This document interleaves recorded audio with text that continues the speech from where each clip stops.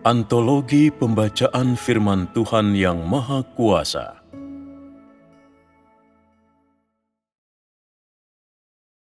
Tentang Alkitab 4.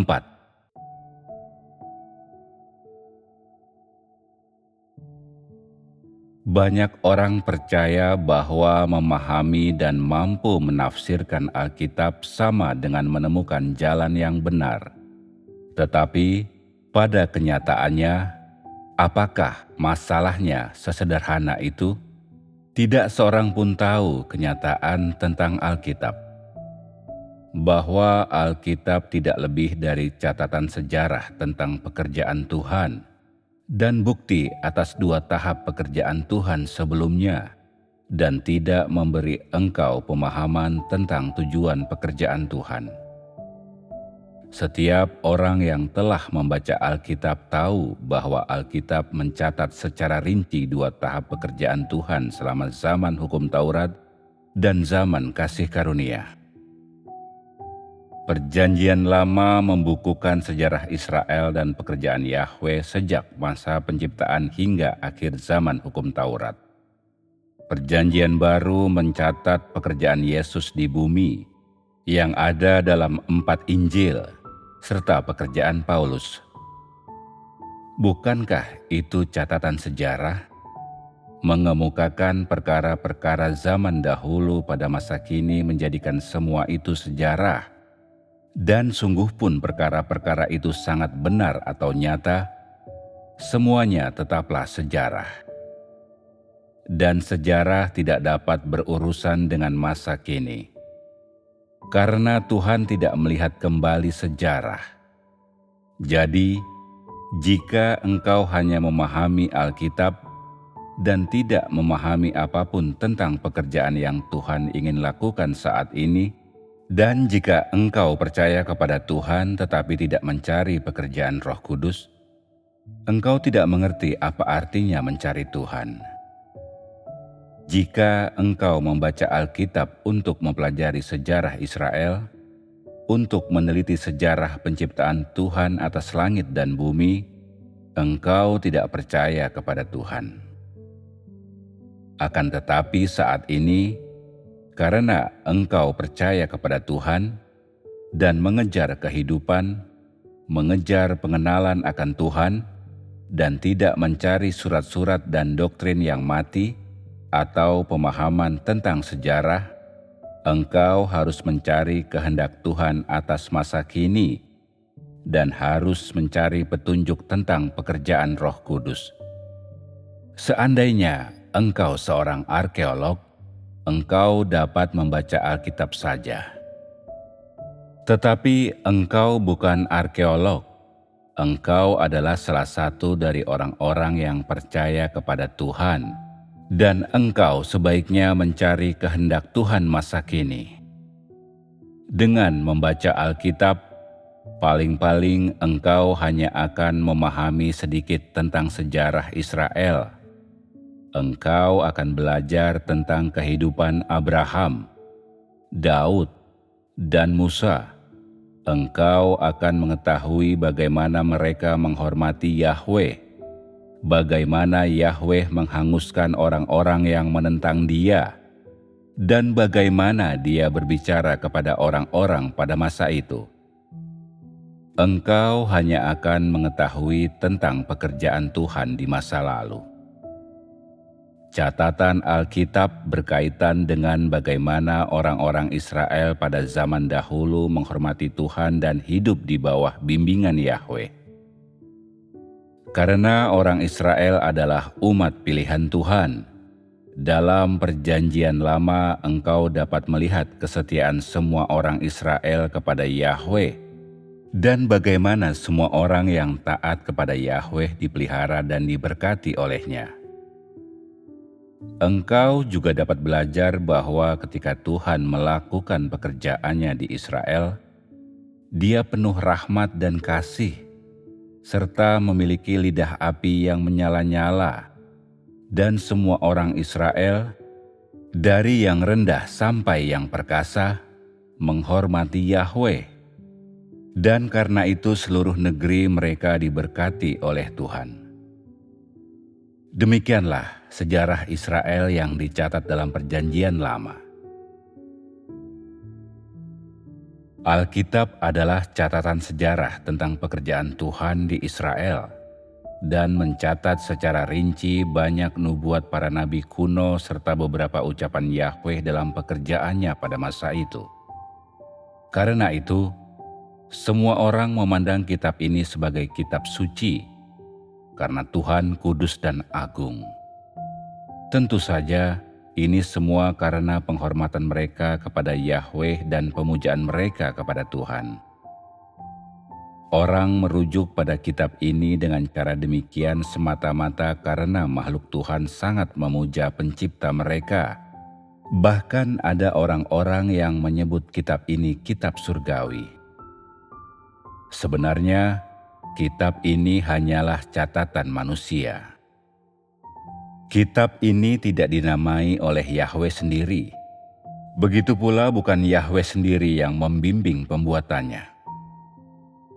Dengan kata lain, penulis kitab ini bukanlah Tuhan, tetapi manusia. Kitab suci hanyalah gelar kehormatan yang diberikan kepadanya oleh manusia.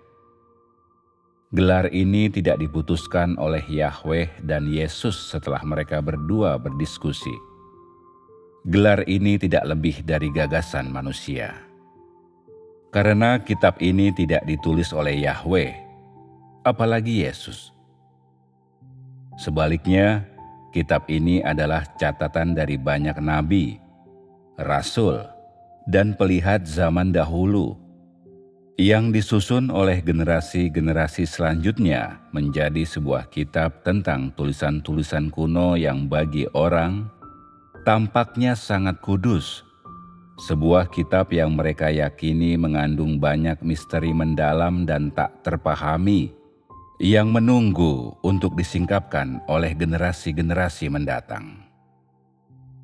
Dengan demikian, orang bahkan lebih cenderung untuk percaya kitab ini adalah kitab surgawi. Dengan penambahan 4 Injil dan kitab Wahyu, sikap orang terhadap kitab ini sangat berbeda dari kitab lain manapun. Karena itu tidak ada yang berani membedah kitab surgawi ini, karena kitab ini terlalu sakral. Mengapa? Tidak lama setelah membaca Alkitab, orang dapat menemukan jalan yang tepat untuk melakukannya. Mengapa mereka bisa memperoleh banyak hal yang dahulu tidak mereka mengerti? Pada saat ini, aku membedah Alkitab dengan cara ini dan hal itu tidak berarti aku membenci Alkitab atau menolak nilai Alkitab sebagai rujukan. Aku sedang menjelaskan dan menerangkan tentang nilai yang melekat pada Alkitab dan asal-usul Alkitab kepadamu agar engkau tidak tetap berada dalam gelap. Orang memiliki begitu banyak pandangan tentang Alkitab, dan kebanyakan pandangan itu salah. Membaca Alkitab dengan cara ini bukan saja mencegah mereka memperoleh apa yang seharusnya, tetapi yang lebih penting, itu menghambat pekerjaan yang ingin aku lakukan. Ini adalah gangguan yang sangat besar untuk pekerjaan di masa yang akan datang, dan hanya menawarkan kelemahan, bukan kelebihan. Jadi, yang aku ajarkan kepada engkau hanyalah pokok dan kisah yang ada di dalam Alkitab. Aku tidak meminta agar engkau tidak membaca Alkitab, atau agar engkau pergi berkeliling sambil menyatakan Alkitab benar-benar tak bernilai, tetapi agar engkau memiliki pengetahuan dan pandangan yang benar tentang Alkitab. Jangan berat sebelah. Meskipun Alkitab adalah buku sejarah yang ditulis manusia, Alkitab juga secara rinci mencatat banyak prinsip yang digunakan orang-orang suci dan nabi-nabi zaman dahulu untuk melayani Tuhan, serta pengalaman para rasul belakangan ini dalam melayani Tuhan. Semua itu benar-benar dilihat dan dialami oleh orang-orang ini dan dapat berfungsi sebagai rujukan bagi orang-orang zaman ini dalam mencari jalan yang benar. Dengan demikian, dengan membaca Alkitab, orang juga dapat memperoleh banyak jalan hidup yang tidak dapat ditemukan dalam kitab-kitab lain. Jalan ini adalah jalan hidup tentang pekerjaan Roh Kudus yang dialami para nabi dan rasul zaman dahulu, dan banyak kata-kata itu berharga dan dapat memberikan apa yang dibutuhkan orang. Jadi, semua orang suka membaca Alkitab. Karena ada begitu banyak perkara yang tersembunyi dalam Alkitab, pandangan orang terhadapnya tidaklah seperti pandangan mereka terhadap tulisan-tulisan tokoh rohani yang besar. Alkitab adalah catatan dan kumpulan pengalaman dan pengetahuan orang-orang yang melayani Yahweh dan Yesus di zaman dahulu dan zaman baru. Dan dengan demikian generasi selanjutnya dapat memperoleh banyak pencerahan, penerangan, dan jalan pengamalan darinya. Alasan mengapa Alkitab lebih tinggi dari tulisan-tulisan tokoh rohani yang besar adalah karena semua tulisan mereka diambil dari Alkitab. Pengalaman mereka semuanya berasal dari Alkitab, dan mereka semua menjelaskan Alkitab. Maka, meskipun orang dapat memperoleh bekal dari buku-buku tokoh-tokoh rohani yang besar, mereka masih menyembah Alkitab, karena Alkitab tampak sangat tinggi dan dalam bagi mereka. Meskipun Alkitab menyatukan beberapa kitab yang memuat kata-kata kehidupan, seperti surat-surat Paulus dan surat-surat Petrus, dan meskipun orang dapat diperlengkapi dan ditolong oleh kitab-kitab ini tetaplah ketinggalan zaman, masih tergolong kitab zaman dahulu, dan tidak peduli betapapun bagusnya kitab-kitab ini, semuanya hanya sesuai untuk satu masa dan tidak kekal. Pekerjaan Tuhan selalu berkembang dan tidak dapat berhenti pada zaman Paulus dan Petrus, atau selalu tetap tinggal pada zaman kasih karunia di mana Yesus disalibkan. Jadi, kitab-kitab ini hanya sesuai untuk zaman kasih karunia, bukan untuk zaman kerajaan pada akhir zaman. Kitab-kitab ini hanya dapat memperlengkapi orang-orang percaya pada zaman kasih karunia, bukan orang-orang suci pada zaman kerajaan, dan tidak peduli betapapun bagusnya kitab-kitab ini, semuanya tetaplah usang. Sama halnya dengan pekerjaan penciptaan Yahweh atau pekerjaannya di Israel. Betapapun hebatnya pekerjaan ini, ia tetap ketinggalan zaman, dan akan tiba saatnya pekerjaan itu berlalu. Pekerjaan Tuhan pun sama. Pekerjaan ini hebat, tetapi akan tiba saatnya pekerjaan itu berakhir. Pekerjaan itu tidak bisa selalu tinggal di tengah-tengah pekerjaan penciptaan atau di antara pekerjaan penyaliban. Tidak peduli betapapun meyakinkannya pekerjaan penyaliban, tidak peduli betapapun efektifnya pekerjaan itu dalam mengalahkan iblis, pekerjaan tetaplah pekerjaan, dan zaman tetaplah zaman. Pekerjaan tidak dapat selalu tinggal di landasan yang sama, dan zaman tidak mungkin tidak berubah karena ada penciptaan dan pasti ada akhir zaman. Ini tidak terhindarkan. Jadi, pada masa kini, kata-kata kehidupan dalam Perjanjian Baru, surat-surat para rasul, dan 4 Injil telah menjadi kitab-kitab sejarah dan almanak lama. Bagaimana almanak lama dapat membawa orang ke dalam zaman baru? Tidak peduli seberapa besar kemampuan almanak ini untuk memberikan kehidupan bagi orang, tidak peduli semampu apa almanak ini memimpin orang ke salib, tidakkah almanak tersebut telah ketinggalan zaman? Tidakkah ia telah kehilangan nilainya? Jadi, aku katakan, engkau tidak seharusnya mempercayai almanak ini secara membabi buta. Almanak ini terlalu tua, tidak dapat membawa engkau ke pekerjaan yang baru, serta hanya dapat membebani engkau. Almanak ini bukan saja tidak dapat membawa engkau ke pekerjaan yang baru dan jalan masuk yang baru, tetapi malah membawa engkau ke gereja-gereja agama zaman dahulu. Jika demikian, tidakkah engkau mundur dalam imanmu kepada Tuhan? Hal yang didokumentasikan dalam Alkitab adalah pekerjaan Tuhan di Israel, termasuk beberapa hal yang dilakukan oleh umat Israel yang terpilih. Terlepas dari fakta bahwa ada beberapa pilihan bagian-bagian untuk disertakan atau dihapus, walaupun Roh Kudus tidak menyetujuinya, tetapi Dia tetap tidak menyalahkan.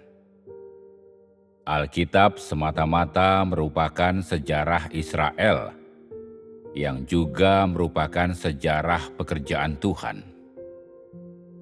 Orang-orang, perkara-perkara, dan masalah-masalah yang dicatat dalam Alkitab semuanya nyata, dan tidak ada sesuatu pun tentang semua itu yang memiliki makna simbolis, selain dari, tentu saja, nubuatan Yesaya, Daniel, dan nabi-nabi yang lain, atau kitab Yohanes tentang penglihatan.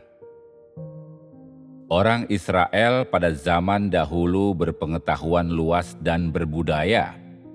Pengetahuan serta budaya kuno mereka cukup maju. Jadi apa yang mereka tulis lebih tinggi daripada yang ditulis orang zaman ini. Sebagai akibatnya, tidaklah mengherankan mereka dapat menulis kitab-kitab ini, karena Yahweh telah melakukan begitu banyak pekerjaan di antara mereka, dan mereka telah melihat begitu banyak hal. Daud melihat perbuatan Yahweh dengan matanya sendiri. Dia secara pribadi mengalaminya, dan melihat banyak tanda dan mukjizat. Karena itulah dia menulis semua mazmur itu untuk memuji perbuatan Yahweh. Mereka mampu menulis kitab-kitab ini karena mereka berada dalam keadaan tertentu, bukan karena mereka memiliki bakat istimewa. Mereka memuji Yahweh karena mereka telah melihatnya.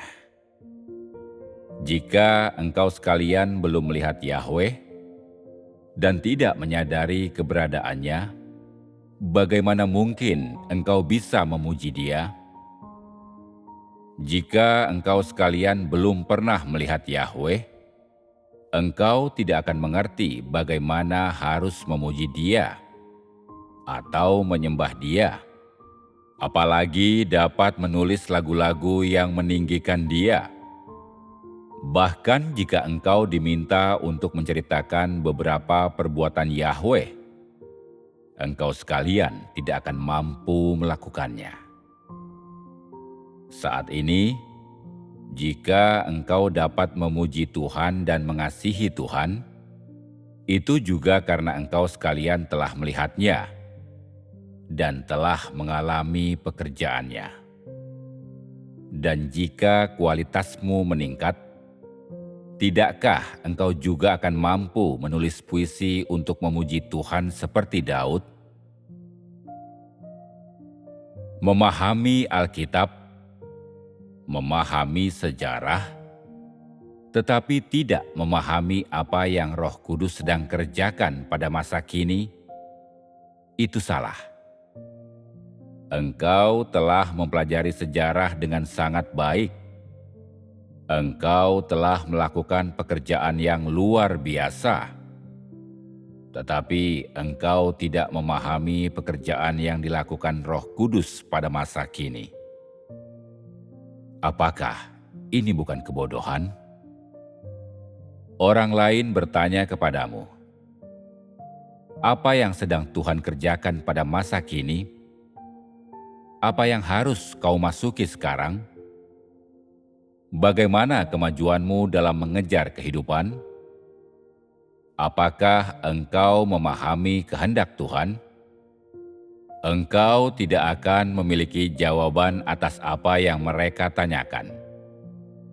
Jadi, apa yang engkau ketahui?